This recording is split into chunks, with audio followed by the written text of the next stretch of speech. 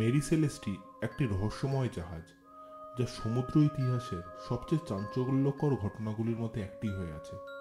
1872 সালের 4 ডিসেম্বর এই ব্রিগেস্টাইন জাহাজটি আটলান্টিক মহাসাগরে ভাসমান অবস্থায় পাওয়া যায়। জাহাজটি ছিল সম্পূর্ণ অক্ষত, কিন্তু তার সমস্ত ক্রু এবং যাত্রী নিখোঁজ ছিল, যা আজও সমাধানহীন এক রহস্য। মেরি সেলেস্টি 1861 সালে কানাডায় তৈরি হয়। এটি মূলত বাণিজ্যিক জাহাজ হিসেবে ব্যবহৃত হতো এবং বিভিন্ন মালামাল পরিবহন করত। 1872 সালে নিউ ইয়র্ক থেকে ইতালির উদ্দেশ্যে রওনা দেয় এই জাহাজটি ছিল ক্যাপ্টেন বেঞ্জামিন ব্রিগস, তার স্ত্রী সারা, তাদের 2 বছরের মেয়ে সেফিয়া এবং 7 জন ক্রু সদস্য। জাহাজটি 1701 ব্যারেল মদ বহন করছিল। যখন মেরি সেলেস্টিকে খুঁজে পাওয়া যায়, এটি ছিল পরিত্যক্ত, কিন্তু বড় কোনো ক্ষতির চিহ্ন ছিল না। জাহাজের পণ্য সামগ্রী সমস্ত অক্ষত ছিল এবং খাবার ও পানীয় প্রচুর পরিমাণে ছিল, তবে লাইফ বোটটি অনুপস্থিত ছিল, যা ইঙ্গিত দেয় যে ক্রু সদস্যরা কোনো কারণে হয়তো জাহাজটি ত্যাগ করেছিলেন। তদন্তকারী জাহাজের কোনো হিংসার প্রমাণ পাওয়া যায়নি। ক্যাপ্টেনের কেবিনে তার নেভিগেশনের যন্ত্রপাতিগুলো সব ঠিকঠাক ছিল। জাহাজের লগবুক শেষবার 25 নভেম্বর লেখা হয়েছিল।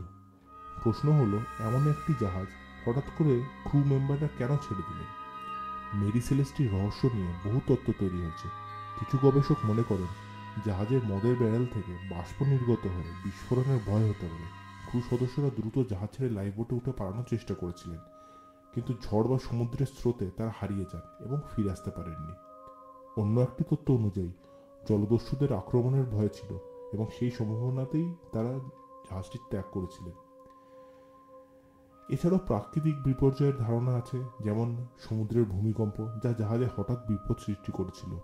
কিন্তু কিছু কাল্পনিক তত্ত্ব জনপ্রিয় হয়েছে, যেমন ইউএফওর অজ্ঞাত আক্রমণ বা অতিপ্রাকৃত ঘটনা।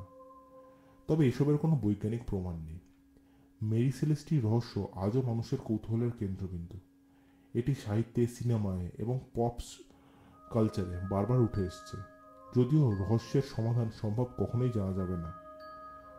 মেরি সেলেস্টি আমাদের মনে করিয়ে দেয় যে সমুদ্র তার নিজস্ব রহস্যে ভরা এবং মানুষের জানা সবসময় সীমিত।